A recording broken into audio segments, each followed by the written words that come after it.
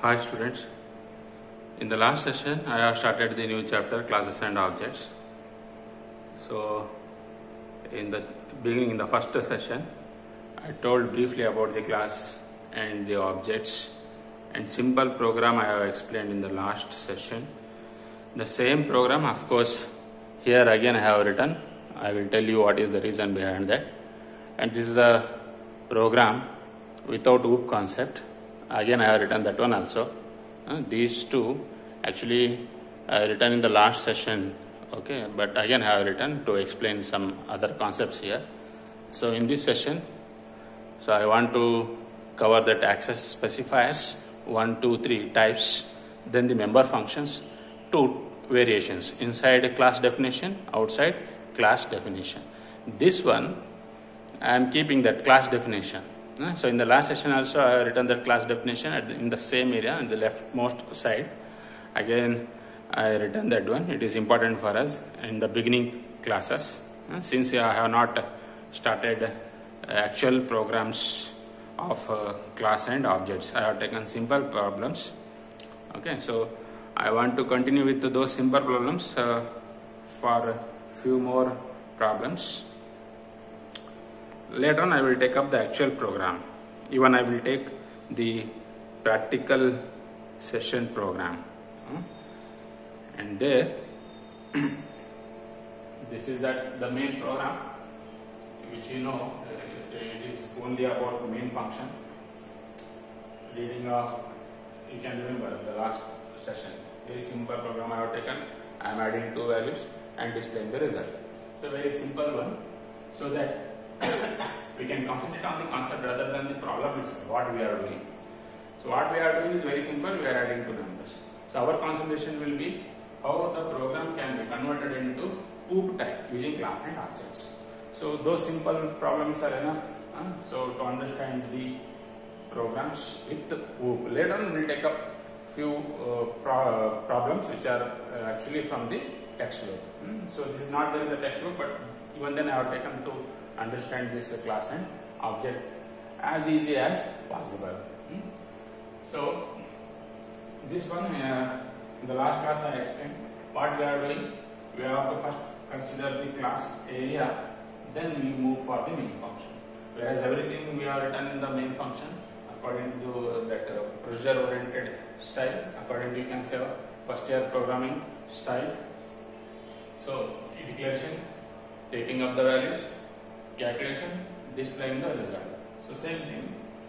So it starts with the identification of the class. You give some name for the class, what we are doing or what entity we have taken. We are not taken any particular entity here, but still even then according to norms, we have to go for indicating the class name. So just name it as an add, because we are going for addition here.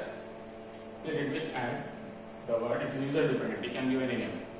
Then the private and the public sections. This one, in the last class I told you there are 3 sections in a class: private, public and protected. Of course I am going to tell bit detail about these 3 areas or sections. So here I have written 3-1. Okay, in a class 2 things are important: the data and the functions. Both are members of the class, member data and member functions. Those data and functions can be present in any of the section. Private, protected and public.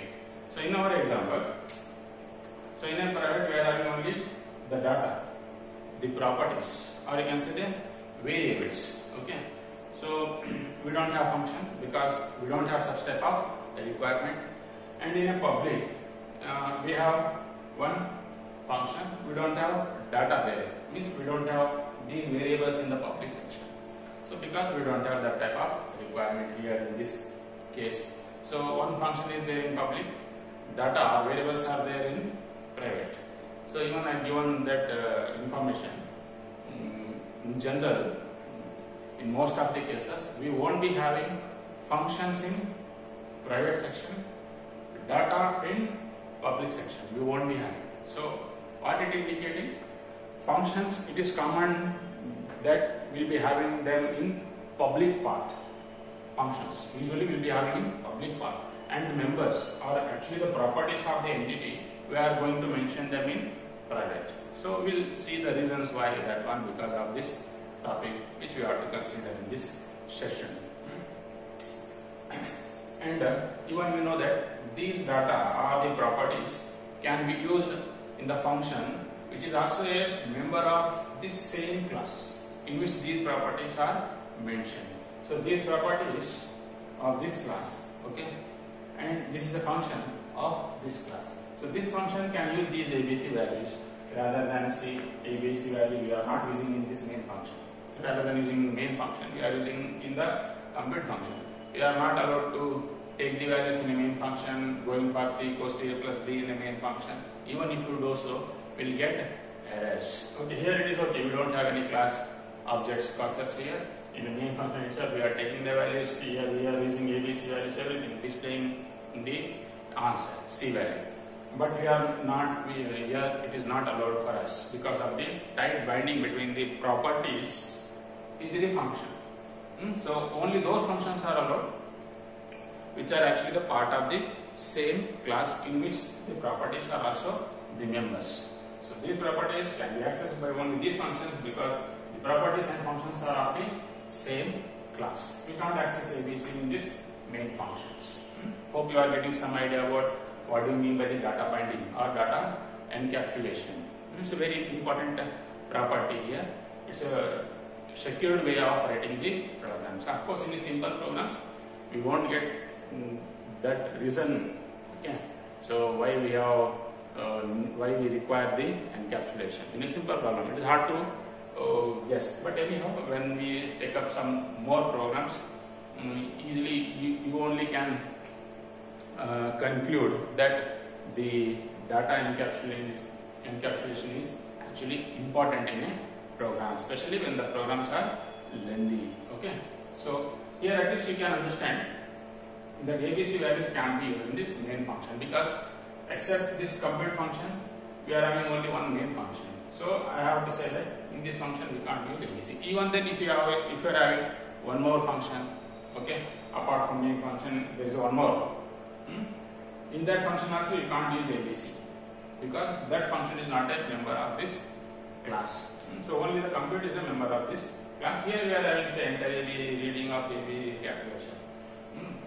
Okay, now I will come to this class definition again. There are three sections, and of course these are actually the keywords: private, protected, and public. So these are actually access specifiers. They comes under the heading access specifier.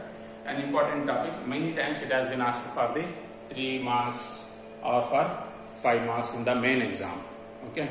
So there are three sections, or they are actually keywords: private, protected, and public. What about private here? Okay. The private section. See, I will take up this program again and again to understand this one. So in the private section, we have mentioned ABC. Why not this compute function in the private section? That is a question mark for us. Knowing that functions are usually present in public and the properties or these variables are present in private, but we don't know the reason.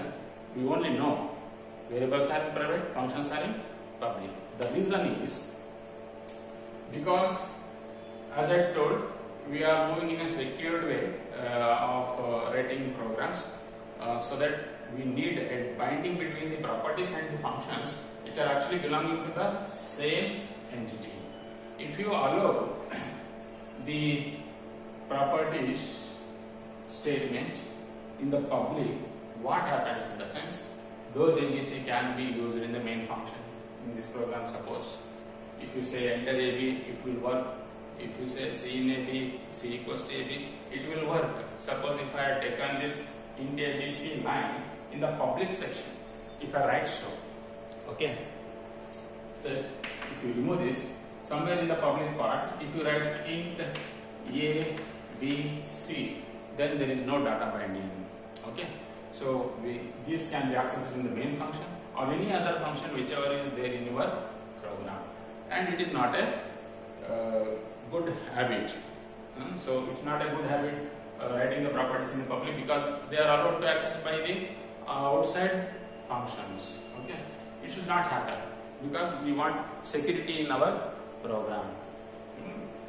That's why what happens about any property, about any entity, the properties we are going to mention or we are going to declare them in the private, so that any other function can't access these properties of this class.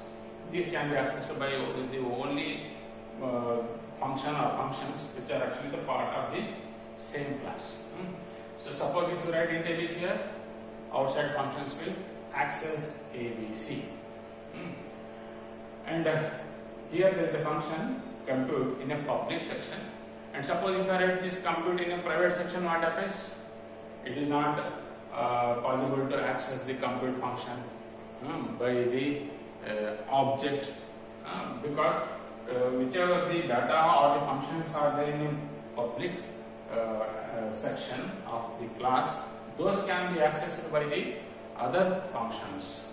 So we are bifurcating the properties and the functions. So whichever the properties and functions, we want to keep them in a secured way so that they can't be accessed by the other functions. Then those properties or functions you write in a private. Okay, but most of the cases we won't be having functions in private, because such type of requirement won't arise in normal situations. Only in rare cases requirement may arise. In those situations we can take functions also in the private. Otherwise only the properties we are going to mention in a private, so that they can't be accessed by the outside functions. So if there is a property, it has to be accessed by the outside function also. Say suppose you want to C to be accessed in the main function. Say, let it be so. You want to access C in main function. Then what you can do, you remove C here. Somewhere in the public you can write that C. Now you can use this C directly in the main function. You can say C out C. It is allowed because C is in the public section. So when the data or the function is in public section, it can be accessed by the other function. If it is in private, we can't access. A and B you can't access in the main function because they are in the private section.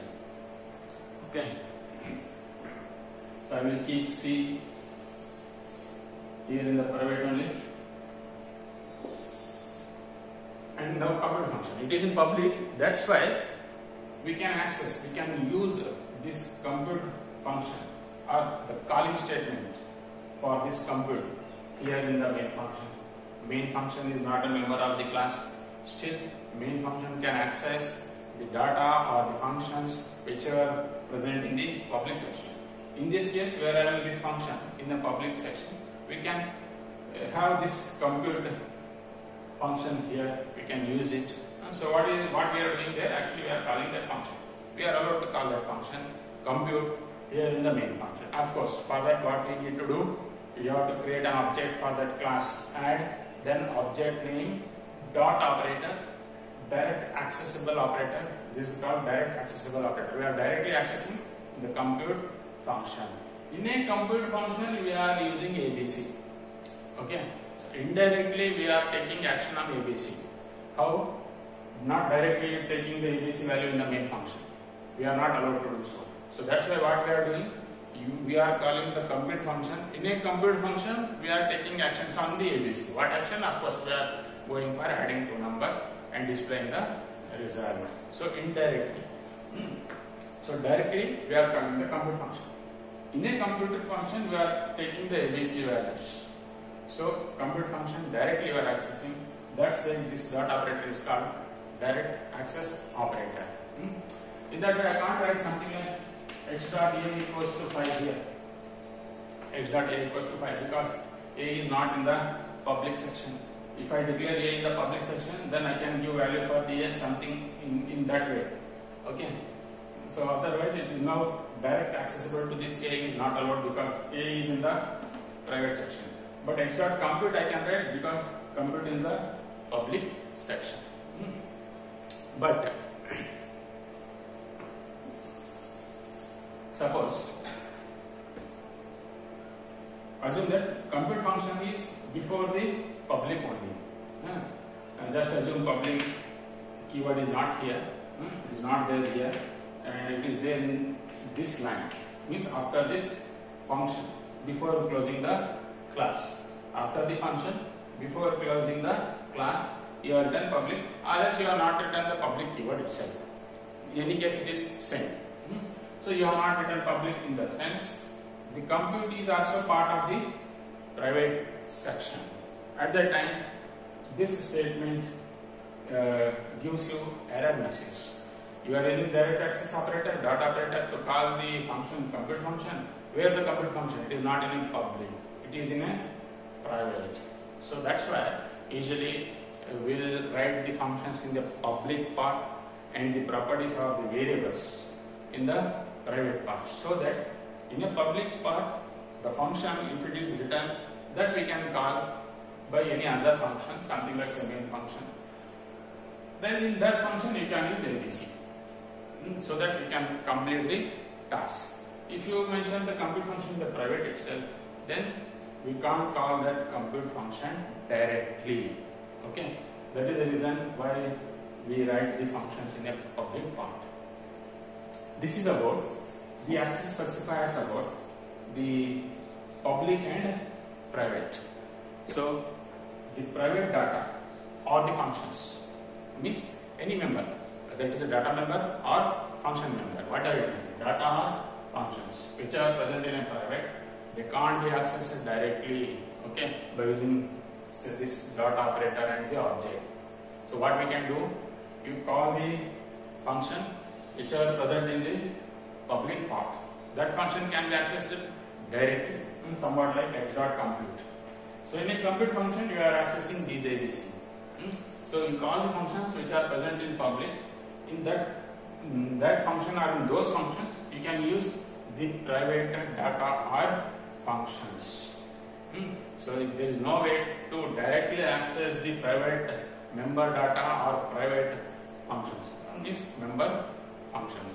This is the way that security is available for us. Okay, when the program is written using class and object with these access specifiers. Okay. Now what about protected? If you can remember, I told you the protected is not required. This section or this keyword is not required for us in the inheritance chapter. Okay. In the inheritance, we won't require that one. In the inheritance chapter, we can use protected. Even if you want to use the protected in the normal programs where you don't have inheritance, you can use it. In that case, what happens? Whether it is private or protected, both will work in the same way. Means even if you have mentioned the protected in your program, the compiler treats it as a private only. Means these data or functions can't be accessed directly by the other functions. It will be treated in the same way. But when inheritance additional concept is there in our program, okay, inheritance concept is there, then the protected behaves in a different way. Okay.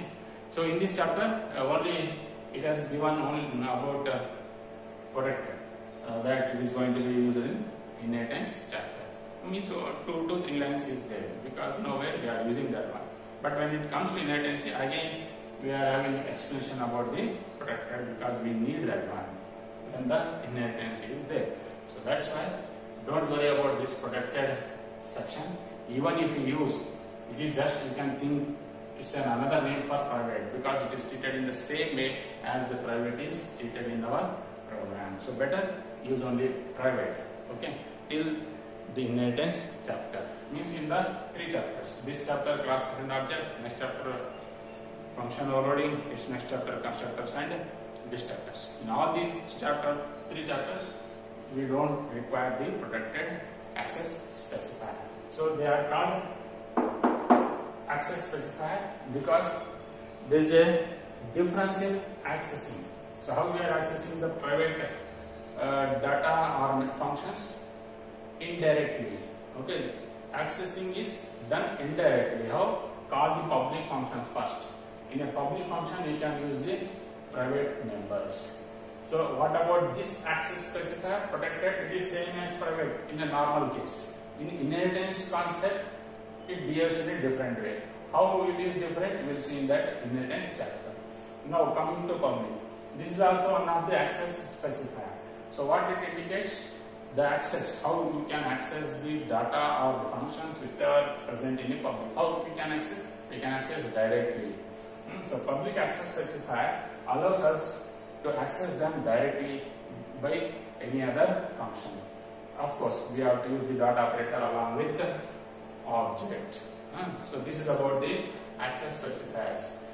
So as I told, it's very important for us, even for the examination sake or to understand the programs also. Because in each and every program, we are going to use the keywords private and public. Okay, that's why it is very important. Even if you don't bother about the marks, even then it is very important to understand all the programs, because all the programs are written using class and object. Now,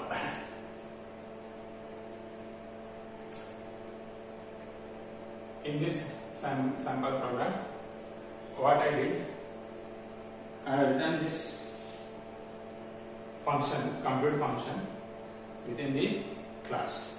There is another way we can write the function outside the class also. Even then, it is a member of that class. So how it can be done? There is a one statement, one syntax for us. Using that syntax, we can write the function outside the class, even though that function is a member of the class. So this topic comes under this one, member functions. Okay, so the functions which are the members of the class, they are called member functions. So functions, they can be defined, they can be written in two places. Okay, in any place you can write, either in inside the class definition, means in this area, inside the class you can write that member function, or else you can define that member function, or the member function can be defined outside the class definition also. That is the second type, outside class definition. So member function, the function which is actually the member of the class. Remember, it's not just function and any member function. The member function of a class can be defined within the class, as in this case, this compute is a member, as well as it is everything, this whole block area of that compute function is written within the class. So inside the class definition, or else we can write that function outside the class definition also. Outside the class definition means outside this class area, outside this syntax, we can write it. So these are the two ways. I will write that one that way, where you can define member function outside the class. Then the textbook is given some information that when you have two options, inside the class definition and outside the class definition, which is better one? So when you have both, is there any difference between defining inside the class or defining outside the class? Yes, there is a difference. Defining inside the class or outside the class. But the thing is, here we don't have much information about the difference. The actual difference will come to know when I take inline type of function. There is a one more type of function. What is that? Inline. Single word. In a line, they are not separate. Inline, it's a single word. Inline function. So when I take up this inline function, I will give you the clear idea of the actual difference between defining function in the class and outside the class. For the moment, I tell you, according to that information in this chapter, that if function is simple, if it don't have looping statements, if it is of only few lines, something like say 1, 2, 3, 4, okay. If it is only few lines, and it don't have any looping statements, for loop, while loop, do loop, okay, then those functions we can define inside the class. There is a small advantage when you write the function inside the class. By that way, We can't say that every functions can be written within the class so that we can take the good advantage from the program. Okay, so that is not possible. So in the beginning I told that only small functions can be written inside the class to take the advantage. So it is not directly relevant to user, it is relevant to computer. That advantage is relevant to computer. Only thing is that what I can say here, the program speed will increase. Okay, program execution speed will be increased. Of course, it is going to be in microseconds, milli or microseconds when we are considering these small programs. So that's why it is not so having great impact for these simple programs, whether you are writing inside or outside the class. Only thing is write small functions inside the class so that you can take the advantage, means you can execute the program in a speeder way. If the function is very big and it is having looping statements, then you write that function outside the class. Okay, but very big function, if you are written inside the class, no problem. It is treated by the compiler. Somehow the compiler will handle it. Means to take the good advantage, write the simple functions inside the class, big functions outside the class. But we can go in any way. Big functions we can write inside the class also. Small functions we can write outside the class also. We can go in any way. Only the difference matters to the computer. So that's why it is not directly relevant to us. So for execution speed by the computer, we can go in this way. What way? Have small functions inside the class, big functions outside the class. So this is a small function I have written within the class, but even then I can prefer to write that function outside the class. So how small difference is there? As usual, you write as include the class private section public keyword. Now you are not defined, but it has to be the member of that class. Means you have to mention at least name of the function in the class area so that it can become the member of the function. See here, I will write this line as it is. I will put semicolon because I am not extending the complete function. So this will become only the declaration. Only the compiler gets information that this function is declared only here in the class, so that this function can be defined outside the class. So I will put semicolon here. Immediately I will end the class area. But compiler will get this much of information that this compute, though it is not written completely in the class, but it is to be treated as a member of the class. So now it will be treated as a member of the class, though it is not defined inside the class like in this program. Now I will define this, means I will write this area outside the class, outside this small bracket, this floor bracket and semicolon. So how you can return? Again the void keyword is taken. What is void? We are not returning any value. Remember, these are different functions. Those concepts again used here. So I won't go in detail. Void is required when you are not sending or not returning any value to the calling statement or calling function. So void, this is a statement that we have to follow here. Void the class name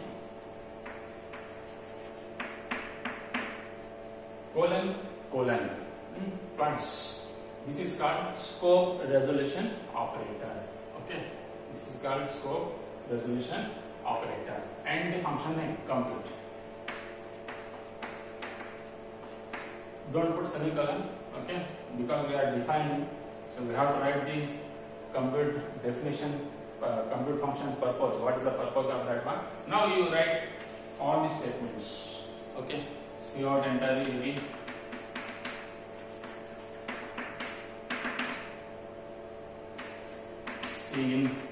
AB, then C equals to AB, then the cout statement, cout sum equals to C, and this is the end of this function. Okay, this is the class area. So here what is happening? Within the class area, function area is present, or block of the function is written within the block of the class. Here, after the block of the class or after the area of the class, we are having the compute function area or the block of the compute function. Okay. Now this is same void main. Anyhow, the execution starts from the void main. If you won't write that one, you will get errors or your program won't execute it. So void main as usual. Void main open bracket create the object using the class name add x, any name you can use, x dot the function name compute and empty brackets. We are not writing anything. If it is there, then it becomes parameter, user defined functions. Okay, we can have parameters, but we are not setting, so empty. And from there we are not taking anything, so it is void here, return type indicator. So insert compute, and this is the end of the main block. Okay. Now execution anyhow start from main function. Object is created x, then the function compute is called. So in a compute you can use ABC. Memory locations will be created for ABC, then you can use those ABC here. And of course here also you can't use ABC directly into the main program because in the private section they have been mentioned. Okay. So what the difference is here, when the class is defined in the class and outside the class, actually there is a difference in the execution speed of course by the computer, but what is the difference on paper when you written on your notebook? What is the difference? So here when the class is defined inside the class, actual coding of that compute function is written within the class area. But here what we are doing, so we are just keeping the function name in the class so that it should be treated as the member function of that class add. Otherwise what happens, if you want to indicate you want the name also, then this compute function will be treated as normal function. It is not a member of that class. And you are going to get certain other problems and the errors when you go for the execution. So at least you go for the declaring the function in the class so that it will be treated as a member function, though you are writing the function outside the class. Okay, so this is where you are writing the compute function, but at least the name should be declared in the class so that still that compute function will be treated as the member function. Okay, so now you write this function name with semicolon. It is treated as function prototype or function declaration. So when you are defining this function outside the class, use the class name and scope resolution operator. This void as it is, this compute function as it is. So between the void and compute function, you write the class name add, because we are the outside of the class area. We are outside of the class area. So the compiler should get the information that this function belongs to this class add. Of course, in this program we are having only one class. Even if you won't write, the compute function is actually the member of that class. That is known by us. Compiler should be known explicitly. Okay, we have to mention whether you are having only one class in our program or many classes.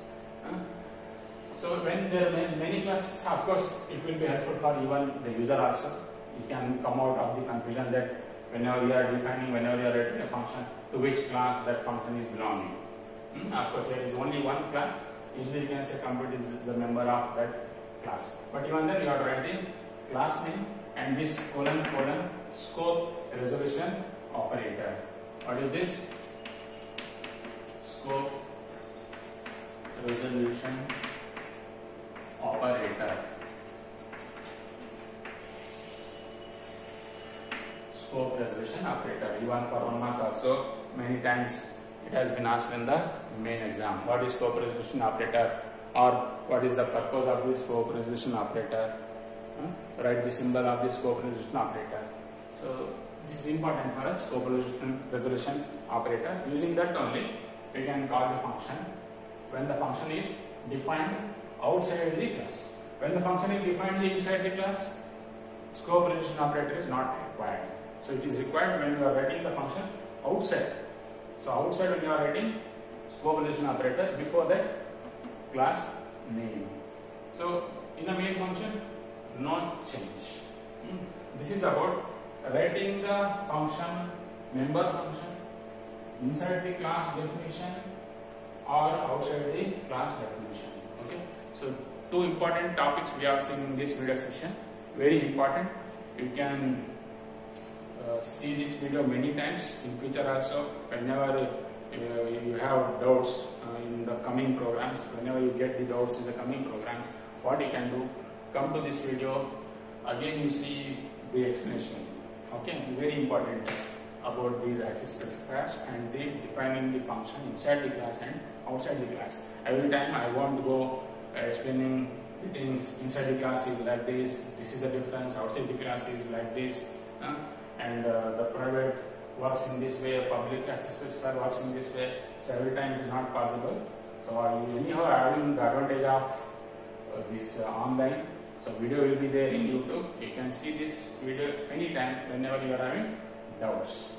So in the next session, I will take one or two more simple problems before going into the actual problems of the textbook, so that we can become perfect about using the class and object. Meanwhile, in home, you try to write area of circle. Area of circle program.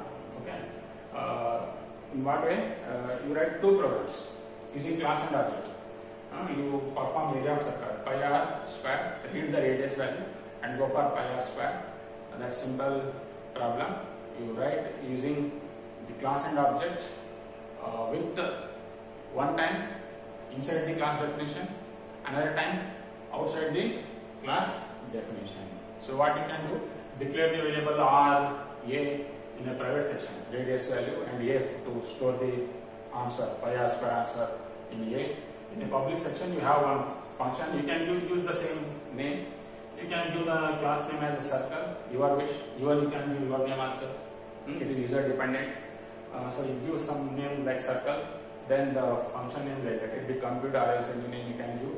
In that compute function you read the r value, calculation part pi r square, and display the result in a compute function. That what you can do, compute function have one time in a class, another time in a outside class. This what you do, you consider it as a homework, area of circle. If you want, you can go and see any other programs of first year, and you can try to write them using class and object.